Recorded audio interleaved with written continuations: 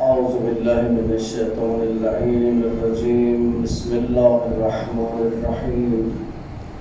الحمد لله رب العالمين بارئ الخلائق أجمعين، ثم الصلاة والسلام على سيدنا ونبينا ومولانا أبي القاسم محمد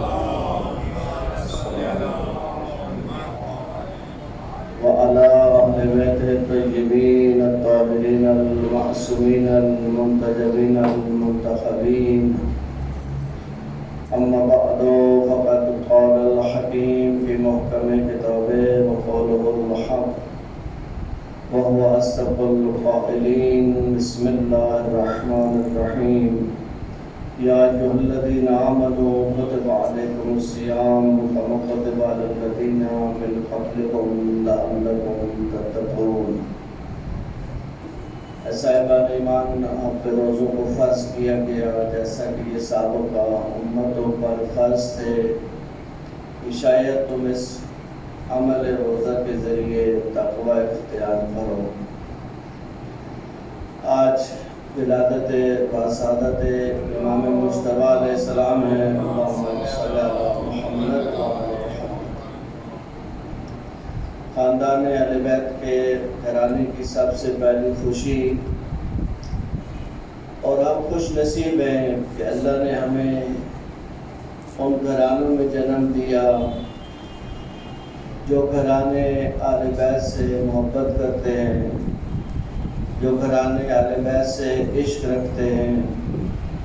اس مودت اور محبت کی قیمت اس دنیا میں سمجھنا یا اس کا اندازہ لگانا کسی بشر کے لیے ممکن نہیں ہے۔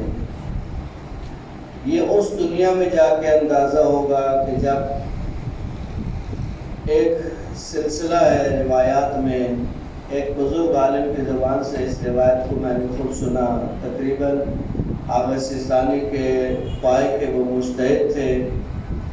وہ فرماتے ہیں کہ مومن کو جب قبر میں رکھا جاتا ہے تو اس کے سامنے مختلف انوار نمودار ہوتے ہیں۔ انوار یعنی نور، انوار نور کی جمع ہے۔ اب اس مسجد میں یہ روشنی آپ کو نظر آ رہی ہے، اگر اس میں فانوس ہوگا تو فانوس کی روشنی سب پہ حاوی ہو جائے گی۔ وہ کہتے ہیں کہ مومن فرشتوں سے سوال کرے گا، اس کو مختلف انوار نظر آئیں گے۔ وہ پوچھے گا کہ یہ کس چیز کا نور ہے، یہ کس چیز کا نور ہے، یہ کس چیز کا نور ہے؟ تو اللہ کے فرشتے اس کو جواب دیں گے، یہ تیری نماز کا نور ہے، یہ تیرے روزے کا نور ہے، یہ تیرے حج کا نور ہے، یہ تیری عزاداری کا نور ہے، یہ ماں باپ کے ساتھ نیک سلوک کا نور ہے، یہ نیک تربیت، اولاد کی نیک تربیت کا نور ہے۔ مختلف اس کو جواب ملیں گے۔ وہ آخر میں پوچھے گا کہ یہ نور جو سارے نوروں پہ چھایا ہوا ہے یہ کس چیز کا نور ہے؟ تو اس کو جواب دیں گے یہ وہ ولایت اہل بیت ہے جو تو دل میں رکھا کرتا ہے۔ تو اس کا اندازہ ہم اس دنیا میں نہیں کر سکتے کہ اللہ نے ہمیں کس نعمت عظمیٰ سے نوازا ہے۔ بہرحال مقام شکر ہے کہ اللہ نے ہمیں ان ہستیوں سے وابستہ کیا۔ دیکھیں، میں اکثر یہ جملہ کہا کرتا ہوں کہ ماں باپ کا کام ہے اچھے کالج، اسکول، یونیورسٹی میں داخلہ دلوانا۔ ماں باپ کی یہ ذمہ داری ہوتی ہے کہ آپ کو مہنگے سے مہنگے، اچھے سے اچھے یونیورسٹی کالج میں داخلہ دلوائیں، لیکن عزیزو صرف داخلہ مل جانے سے کامیابیاں نہیں ملتی ہیں۔ کامیابی صرف کالج یونیورسٹی میں داخلے سے نہیں ملتی ہے، وہاں جا کے محنت کرنے سے ملتی ہے۔ یہ تو اللہ کا بہت لطف و کرم ہے کہ اس نے ہمیں آل بیت کے ساتھ وابستہ کر دیا ہے۔ اب آل بیت کے ساتھ وابستہ ہو کر کامیابی اور کامرانی کے لیے ہمیں خود محنت کرنی ہے۔ یہ نہیں ہے کہ بس ہم وابستہ ہو گئے تو بس اتنا کافی ہے۔ جو آج ایک انحرافی فکر بعض اہل منبر کی طرف سے جوانوں میں القاء کی گئی کہ بس ٹھیک ہے آپ نے اہل بیت کو مان لیا تو کافی ہے، پھر آپ کو کیا پریشانی ہے؟ یہ پریشانی تو اس کے بعد شروع ہونی ہے کہ جب اہل بیت علیہ السلام کو مانا ہے تو ایک پریشانی ختم ہو گئی۔ اوپر پریشانی ختم ہو گئی، اللہ نے بہت کرم کیا، لیکن پھر ذمہ داریاں بڑھ گئی۔ جب ذمہ داریاں بڑھ گئی تو انسان پریشان ہوتا ہے کہ میں اب ان ذمہ داریوں سے عہدہ برا کیسے ہوں گا۔ دیکھیں ماں باپ جب کسی کے ساتھ رشتہ کراتے ہیں، بچوں کے رشتے ہوتے ہیں، تو ماں باپ اگر اچھے گھرانے سے رشتہ کرائے تو کہتے ہیں بیٹی سے یا بیٹے سے کہ ہم نے آپ کو اچھے گھرانے میں رشتہ کرا دیا، اب رشتہ نبھانا تمہاری ذمہ داری ہے۔ رشتہ کراتے ہیں ماں باپ، نبھانا ہماری ذمہ داری ہوتا ہے۔ اللہ نے آل بیت کے ساتھ ہمیں رشتے میں جوڑ دیا، اب نبھانا ہماری ذمہ داری ہے۔ کیسا نبھاتے ہیں؟ سلمان فارسی جیسا نبھاتے ہیں، مقداد جیسا نبھاتے ہیں، اس جیسا تو نہیں نبھا سکتے، لیکن کم از کم کوشش تو یہی کرنا ہے کہ اس راستے پہ چلیں جو راستہ آل بیت کی خوشی کا راستہ ہے۔ ایک صلوات پہ امام کی ذات۔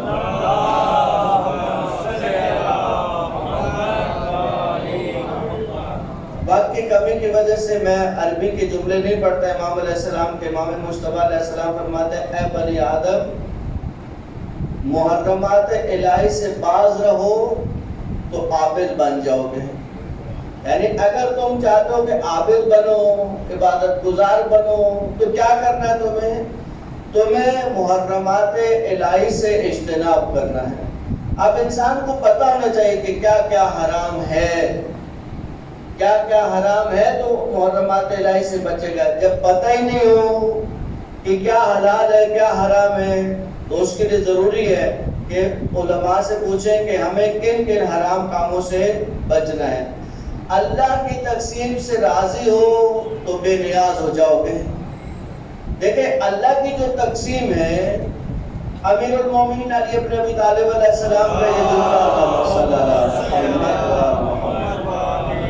مولا فرماتا ہے رضینا قسمت الجبار فینا لنا علم وللأعداء مالو۔ اے اللہ ہم تیری اس تقسیم پہ بہت خوش ہیں، بہت خوش ہے تیری اس تقسیم پر۔ وہ کیا تقسیم ہے؟ لنا علم وللأعداء مالو۔ اے اللہ تو نے ہمیں علم سے نوازا اور مال ہمارے دشمن کے لیے ہے۔ انسان کی اصل فضیلت علم ہے، جتنا علم زیادہ ہے، پیغمبر فرماتے ہیں علم آتا ہے آپ کے پاس، علم آئے، آپ سنا پڑھا، کتابیں سنی، علماء کی گفتگویں سنی، مجتہد کو علم آ گیا۔ بہت سے لوگ کہتے ہیں پڑھتے ہیں سنتے یاد نہیں رہتا، پورا گھنٹہ مولانا کی گفتگو سنی جا کے نیشنل پارک میں، نہیں یاد رہی گفتگو، کیا ہوا؟ مولوی فرماتا ہے کہ علم جب آتا ہے تو وہ عمل کو دعوت دیتا ہے۔ جو علم آتا ہے وہ عمل کو پکارتا ہے۔ اگر عمل کے ذریعے اس دعوت کو قبول کر لیا جائے، یعنی اس علم پہ عمل کر لیا جائے، تو علم وہاں ٹھہر جاتا ہے، اور اگر اس پہ عمل نہ کیا جائے ارتحل عنہ، تو وہاں سے وہ رخصت ہو جاتا ہے۔ اگر معلومات کو اپنے پاس محفوظ رکھنا ہے تو جتنا علم آتا جائے ان معلومات پہ عمل کرتے جائیں۔ دیکھیں بعض اوقات ہم چیزیں سرسری کہہ کے گزر جاتے ہیں، وہ سرسری چیزیں نہیں ہوتی، ہم کہہ کے گزر جاتے ہیں، لیکن اس کے پیچھے انسان کی زندگی کے اعمال جڑے ہوئے ہیں۔ ابھی تو آخر میں احکام کا مسئلہ آئے گا، چند مسئلے آپ کے خدمت میں عرض کروں۔ میں باطل مثال سمجھانے کے لیے مسئلہ وضو کا مسئلہ، آپ کو علماء بار بار تاکید کرتے ہیں کہ آپ اپنے وضو کو صحیح کریں، تو اس کے پیچھے کیا ہے؟ کیوں اتنی تاکید کرتے ہیں آپ؟ اس لیے کہ اگر آپ وضو صحیح نہیں کریں گے تو آپ کی نماز نہیں ہوگی۔ نماز نہیں ہوگی تو کیا مطلب ہے؟ آپ نے نماز پڑھی جیسے نہیں پڑھی، کیونکہ وضو صحیح کے ساتھ نماز صحیح ہوتی ہے۔ اب اس کے پیچھے غور خطرہ ہے۔ اب ہم یقین کامل سے یہ باتیں نہیں کہتے، لیکن جو مفاد روایت ہے وہ یہی ہے، ان قبلت ما سوا، اگر آپ کی نماز قبول ہوئی تو آپ کے سارے اعمال قبول ہوں گے۔ اعمال باقی کب قبول ہوں گے؟ جب آپ کی نماز قبول ہوگی۔ اور اگر نماز قبول نہیں ہوئی تو کیا ہوگا؟ ان رد ما سوا، اور اگر نماز کو مردود کر دیا گیا، رد کر دیا گیا، تو باقی آپ کا کوئی عمل قابل قبول نہیں ہوگا۔ تو یہ ضروری ہے کہ انسان ان چیزوں کی طرف متوجہ رہے. امام فرماتے ہیں اللہ کی تقسیم پہ راضی ہو جاؤ. کیا مطلب؟ دیکھیں اللہ نے جس کو جو دیا اللہ بہتر جانتا ہے. اللہ کو معاذ اللہ بھول نہیں گیا کہ مجھے کتنا دینا تھا، آپ کو کتنا دینا تھا. اللہ کیا تو یہ تصور نہیں کیا جا سکتا. اللہ نے جس کو جو دیا اس کے ظرف کے مطابق دیا، اس کی کوشش کے مطابق دیا. اب جو دیا تو دو طریقے ہیں، راضی ہو جائے. اللہ نے جو دیا اللہ بہتر جانتا ہے. مولا فرماتا ہے اگر تم اللہ کی تقسیم پہ راضی ہو جاؤ گے تو کیا نتیجہ نکلے گا؟ بے نیاز ہو جاؤ گے. بے نیازی آ جائے گی تمہارے اندر، جو ہے اللہ کا لاکھ شکر ہے. ہمارے استاد ہے وہ کہتے ہیں کہ میرے پاس ایک مدرسے میں مالی کام کرتا تھا. کا 8 سال گزر گئے، اس نے کبھی مجھے نہیں کہا کہ آپ میرے لیے دعا کریں. دعا کرنا کوئی غیر اخلاقی بات تو نہیں، اچھی بات ہے، لیکن وہ کہتے ہیں کبھی آ کر اس نے کسی پریشانی کا اظہار کیا میرے سامنے، کبھی کہا میرے لیے دعا کریں. ایک آدمی آیا جو کروڑ پتی ہے، کہا بیٹا اٹھے بیٹھے قبلہ میرے لیے دعا کریں. آپ کے لیے کیا دعا کریں؟ کیا چاہیے آپ کو؟ عزت ہے آپ کے پاس، مال وہ ہے آپ کے پاس، شہرت وہ ہے آپ کے پاس، کیا چاہیے آپ کو؟ کس چیز کے اللہ سے دعا کریں آپ کے لیے؟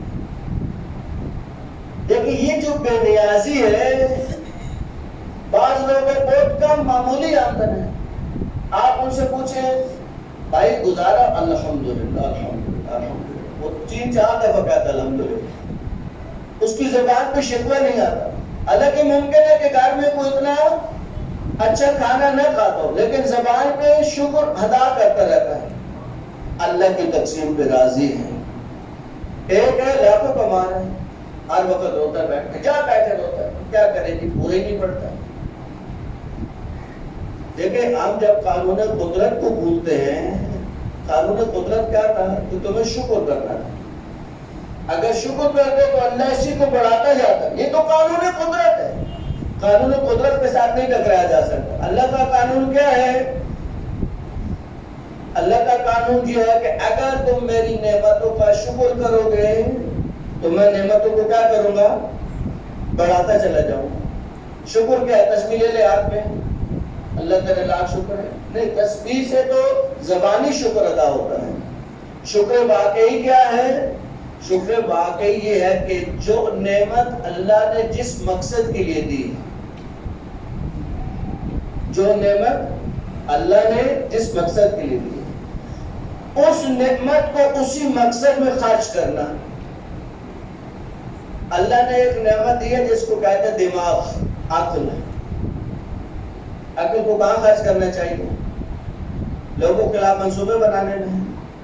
اس کو کیسے خراب کرو، اس کو کیسے خراب کرو، اس کو کیسے ادھر کرو، اس کو کیسے ادھر کرو، اس کی اکھاڑ، اس کی پچھاڑ، یہ فتنہ وہ فتنہ. یہ بھی عقل کرتی، وہ شیطان والی عقل ہے.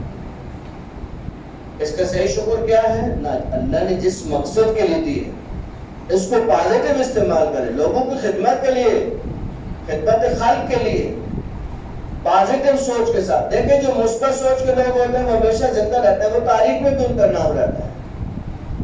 لیکن جو نیگیٹو لوگ ہوتے ہیں وہ نفسیاتی بیماریوں کا شکار ہو جاتا ہے. بالآخر 1000 قسم کی بیماریاں لگتی ہیں. اللہ کی یہ نعمت ہے، اس کا صحیح استعمال، اس کا مثبت استعمال جب کریں گے تو یہ نعمت بڑھنا شروع ہو جائے گی.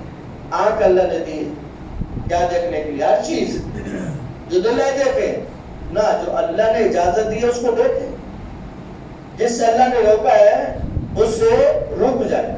اس کو امام فرماتا ہے کہ اللہ کی تقسیم پہ راضی ہو جاؤ گے تو بے نیاز ہو جاؤ گے، تمہارے اندر بے نیازی آ جائے گی. اپنے پڑوسی سے اچھا سلوک کرو تو مسلمان بن جاؤ گے. اللہ کیا بولا فرماتا ہے؟ مولا مصطفیٰ کا جملہ ہے. اگر اپنا اسلام چیک کرنا چاہتے ہو تو مسلمان ہو یا نہیں، کیونکہ پیغمبر گرامی کا حضرت محمد مصطفیٰ صلی اللہ علیہ وسلم المسلم، مسلمان کون ہے؟ من سلم المسلمون من لسانہ و یدہ، جس کے ہاتھ اور جس کی زبان سے مسلمان محفوظ رہیں، نشتر زبان نہیں چلاتا ہو، اپنی زبان کے نشتر لوگوں پہ نہیں کھولتا۔ المسلم من سلم المسلمون من لسانہ و یدہ، اور اگر طاقت آ گئی یا یعنی طاقت، اپنی طاقت کے ذریعے لوگوں کو نقصان نہیں پہنچاتا۔ مسلمان وہ ہوتا ہے، مولا فرماتا ہے کہ اگر تم چیک کرنا چاہتے ہو کہ تم مسلمان ہو یا نہیں، دیکھو تمہارا ہمسایوں کے ساتھ سلوک کیسا ہے، اچھا سلوک ہے تو سمجھ لو کہ تم مسلمان ہو، اور لوگوں کے ساتھ ایسے رہو جیسا تم پسند کرتے ہو کہ تمہارے ساتھ رہیں۔ ہم چاہتے ہیں ہمارے ساتھ لوگ اچھا رہیں، مولا کہتے ہیں تم بھی لوگوں کے ساتھ اچھا رہو۔ ایسا کرو گے تو کیا ہو جاؤ گے؟ عادل بن جاؤ گے۔ عادل یعنی منصف مزاج، انسان کے اندر منصف مزاجی ہونی چاہیے۔ صلوات بھیجے امام کی ذات۔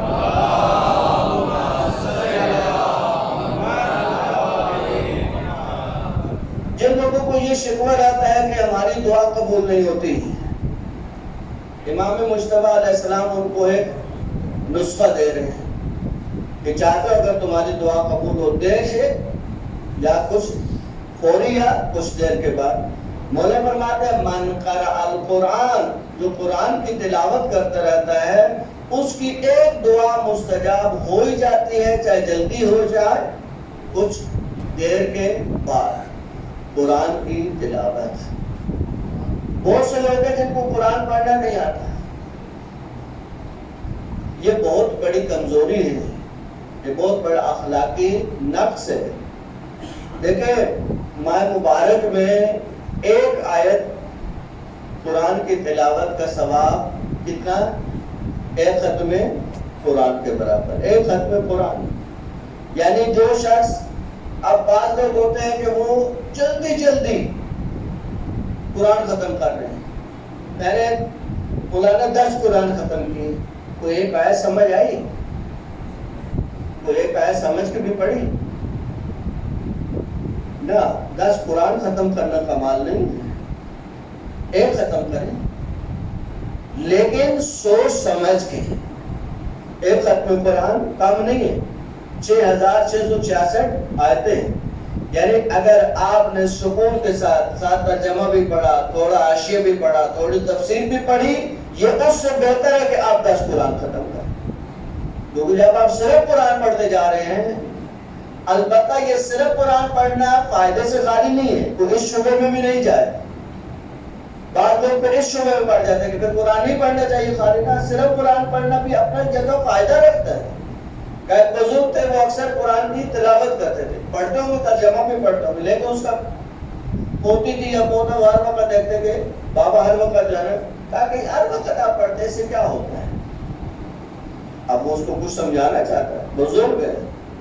تب بیٹا وہ سامنے جو جس میں کوڑا ڈالتے ہیں وہ ٹوکری رکھی ہے، اس میں بعض ٹوکری میں چھوٹے چھوٹے سوراخ ہوتے ہیں، کہا جاؤ سامنے پانی ہے اس میں پانی بھر کے لے آؤ۔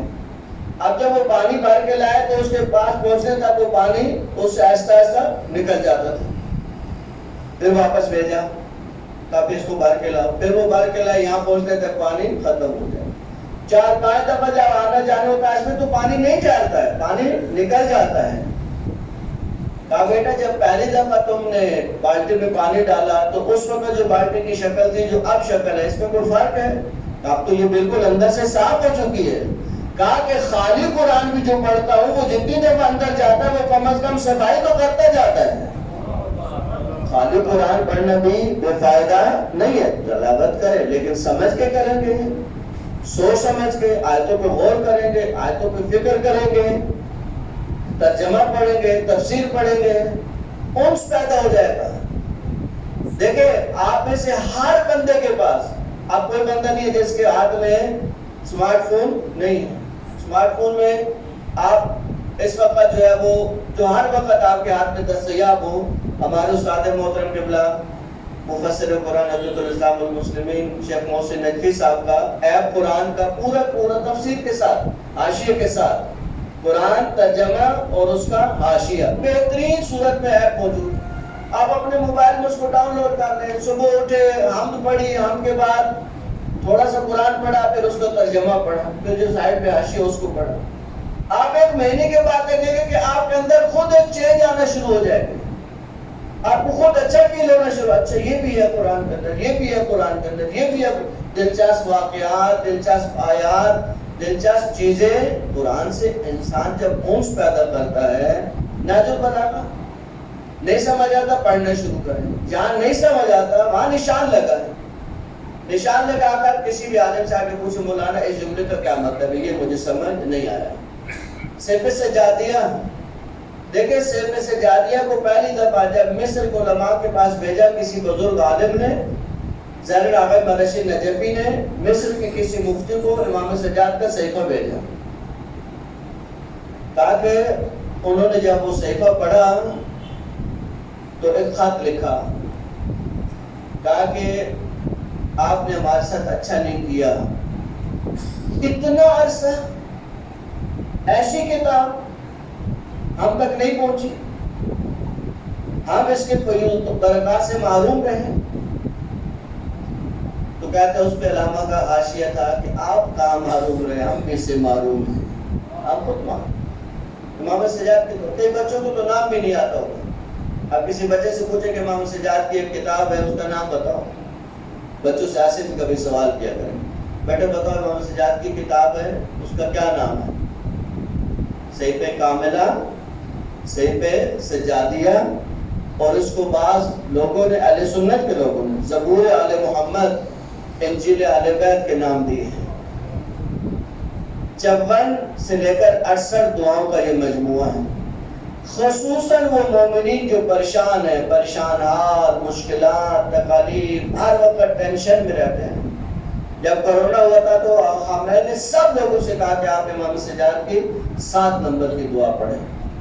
آج رات جا کے امام سجاد کی 7 نمبر کی دعا پڑھیں ترجمے کے ساتھ. آپ کو اندازہ ہوگا کہ ہم کس نعمت سے معلوم ہیں, ہم کن کلمات سے معلوم ہیں, ہم کس زبان سے معلوم ہیں. امام سجاد کی ایک دعا ہے ابو حمزہ سے مالی, یہ طاق راتیں جب آئیں تو اس میں کوشش کیجیے گا کہ اس کو بیٹھ کے پڑھیں. اس کے اندر ایک جملہ ہے, ادعوک بلسان قد اخرسہ ذنبہ, اے اللہ میں تجھے اس زبان کے ساتھ پکار رہا ہوں جس کو گناہوں نے گونگا کر دیا ہے. گناہوں سے زبان گونگ ہو جاتی ہے. اس طرح کے انتہائی مفصل جملے امام سجاد علیہ السلام. چند احکام جو آپ کی خدمت میں عرض کرتا ہوں.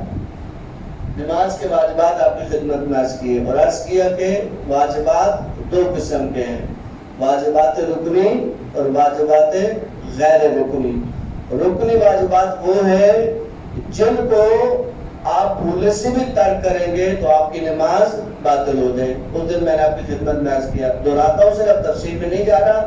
نیت, تکبیرۃ الاحرام, قیام متصل پر رکوع اور سجدے, یہ 5 چیزیں کیا ہیں, واجبات رکنی.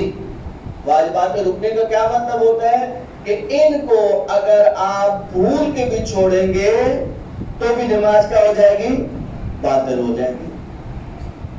اب آپ فرادہ نماز پڑھ رہے ہیں, آپ نے تشہد نہیں پڑھا اور آپ کھڑے ہو گئے.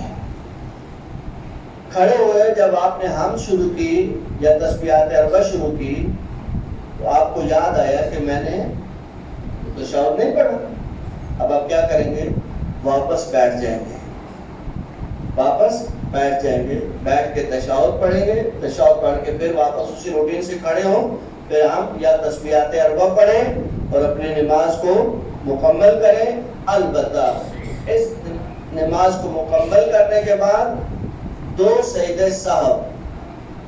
سجدے سہو کا کیا مطلب ہے, وہ چیز جو بھول گئی اس کے لیے سجدے. 2 سجدے کریں گے اپنی نماز مکمل ہونے کے بعد, 2 سجدے کریں گے, سجدوں کے بعد سلام, تشہد اور سلام پڑھیں گے. اس کو کہتے ہیں سجدے سہو. اس طرح سجدے نہیں ہوتے, تشہد اور سلام کے ساتھ 2 سجدے ہوتے ہیں جو ان چیزوں کے لیے جو بھول جائے یا اضافہ کے. اب اس پہ اضافہ کیا ہوا, ایک قیام اضافی ہو گیا آپ کا, ایک قیام اضافی ہو گیا. یعنی آپ کھڑے ہوئے, آپ کو کھڑا نہیں ہونا تھا, آپ کو تو بیٹھ کے تشہد پڑھنا تھا, آپ تشہد نہیں پڑھ سکے, آپ بھول گئے, اب آپ کھڑے ہو گئے. اس کو کہتے ہیں قیام بیجا. اگر قیام بیجا ہو جائے تو آپ کیا کریں گے, واپس آئیں گے. اگر واپس کب تک آ سکتے ہیں, اگر آپ کو قیام میں یاد آئے، اب آپ کو رکوع میں یاد آیا کہ میں نے تو تشہد نہیں پڑھا تھا، اب واپس نہیں جا سکتے، کیونکہ اگر واجب بھول جائے دوسرے واجب میں منتقل ہو جائیں تو واپس جا سکتے ہیں، واجب بھول جائے اور آپ رکن میں منتقل ہو جائیں، رکوع رکن ہے، رکن سے واپس نہیں جا سکتے، کیونکہ رکن کو نہ کم کیا جا سکتا ہے نہ زیادہ کیا جا سکتا ہے، رکن میں نہ اضافہ جائز ہے نہ اس کو کم کرنا جائز ہے۔ اب یہ نماز چلتی رہے گی، آپ کو یاد تو آگا کہ میں نے تشہد نہیں پڑھا تھا، اب اس کے لیے کیا کریں گے؟ اس کے لیے بھی آخر میں وہی 2 سجدے صاف تشہد کے ساتھ سلام پڑھیں گے، تو یہ والی آپ کی نماز کیا ہو جائے گی؟ درست ہو جائے گی۔ آپ فرادہ نماز پڑھ رہے ہیں اور آپ کو یاد آیا کہ یہ جو رکعت جس سے میں نے 2 آخری سجدے کیے ہیں یہ میری تیسری رکعت ہے یا میری چوتھی رکعت ہے؟ یہ بہت دفعہ ہوتا ہے انسانوں کے ساتھ، یہ اکثر ہو جاتا ہے کہ اب سر اٹھایا یاد نہیں آ رہا کہ یہ میری تیسری رکعت ہے یا میری چوتھی رکعت ہے۔ 2 سجدے مکمل ہونے کے بعد اگر شک ہو تو کیا کرنا ہے؟ آپ نے یہ سمجھنا ہے کہ یہ میری چوتھی رکعت ہے، آپ اس کو 4 سمجھ کے بیٹھ جائیں گے، تشہد اور سلام نماز مکمل ہوگی، نماز مکمل ہونے کے بعد کھڑے ہوں گے اور 1 رکعت نماز احتیاط پڑھیں گے۔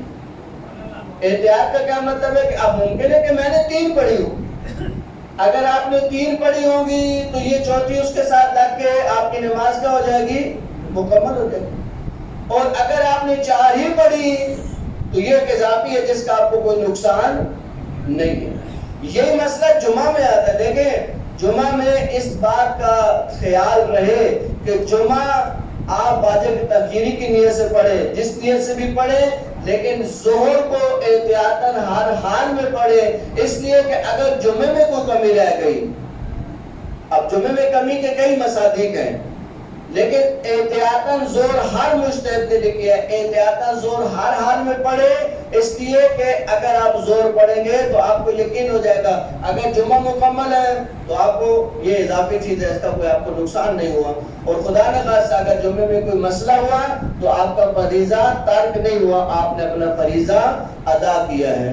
اللہ تعالیٰ سے دعا ہے اللہ تعالیٰ ہمیں ان احکامات پہ عمل کرنے کی توفیق نصیب فرمائے، اور جن مومنین نے دعائیں ذمہ لگائیں ان کی دعائیں اپنی بارگاہ میں مستجاب فرمائے، جو پریشان حال ہیں ان کی پریشانیوں کو دور فرمائے، جو مریض ہیں بالخصوص مسرت صاحب، برگیڈیئر اختر ضامن صاحب، مبشرہ بطول، اصفر اور عاطف دونوں بھائی بیمار ہیں، اللہ ان کو بیماری کربلا کے صدقے شفا کامل اور عاجل نصیب فرمائے، جن مومنین نے دعائیں ذمہ لگائیں ان کی دعائیں اپنی بارگاہ میں مستجاب فرمائے، جو پریشان حال ہے ان کی پریشانیوں کو دور فرمائے، جو مقروض ہیں ان کے قرض ادا فرمائے، جو بے اولاد ہیں ان کو اولاد نصیب فرمائے، جو اولاد نرینہ کی خواہش رکھتے ہیں ان کو اولاد نرینہ عطا فرمائے، پاکستان سے مہنگائی کا خاتمہ فرمائے، پاکستان میں امن و امان قائم فرمائے، دشمنان اسلام کو نیست و نابود فرمائے، جو حج و زیارات کی تمنا رکھتے ہیں ان کی تمنائیں پوری فرمائے، جو بے روزگار ہیں ان کو روزگار نصیب فرمائے، ہمارے آقا اور مولا امام علیہ السلام کا جلد ظہور فرمائے، آقا کے قدموں میں جامع شہادت کی سعادت نصیب فرمائے، سید خورشید عباس نقوی، اطہر حسین، شکیلہ بیگم، سوریہ عبد الحسین گوکل، وزیر علی، غلام علی، رقیہ بانو، لیاقت علی، وزیر علی، عبد الحسین، مریم نظر علی، رجب علی، گل بانو، فدا حسین، مشتاق علی رجائی، اصغر علی، شیخ محمود صاحب کے مرحومین سے قاضی صاحب کے مرحوم، علی عباس صاحب کے مرحوم، قیصر عباس صاحب، آپ کے مرحومین شہداء ملت جعفریہ جن کے لیے کوئی خاطر پڑھنے والا نہیں، سب کو شامل کریں۔ بسم اللہ الرحمن الرحیم، الحمدللہ رب العالمین، الرحمن الرحیم، مالک یوم الدین، ایاک نعبد و ایاک نستعین، اہدنا الصراط المستقیم، صراط الذین انعمت علیہم غیر المغضوب علیہم ولا الضالین۔ بسم اللہ الرحمن الرحیم، قل هو اللہ احد اللہ الصمد لم یلد ولم یولد ولم یکن له کفوا احد۔ بسم اللہ الرحمن الرحیم، قل هو اللہ احد اللہ الصمد لم یلد ولم یولد ولم یکن له کفوا احد۔ بسم اللہ الرحمن الرحیم، قل هو اللہ احد اللہ الصمد لم یلد ولم یولد ولم یکن له کفوا احد۔ اللهم اغفر للمؤمنين والمؤمنات والمسلمين والمسلمات الأحياء منهم والأموات تابع اللهم بيننا وبينهم بالخيرات إنك مجيب الدعوات إنك على كل شيء قدير. مظلومین کی مغفرت کے لیے جن مومنین نے آج تک افطار کرائے ان کے رزق وسعت کے لیے، مریضوں کی شفا یابی کے لیے، آپ اور مولا امام علیہ السلام کے ظہور میں تعجیل کے لیے، حاجات کے پورا ہونے کے لیے، عاقبت بخیر کے لیے، بآواز بلند صلوات.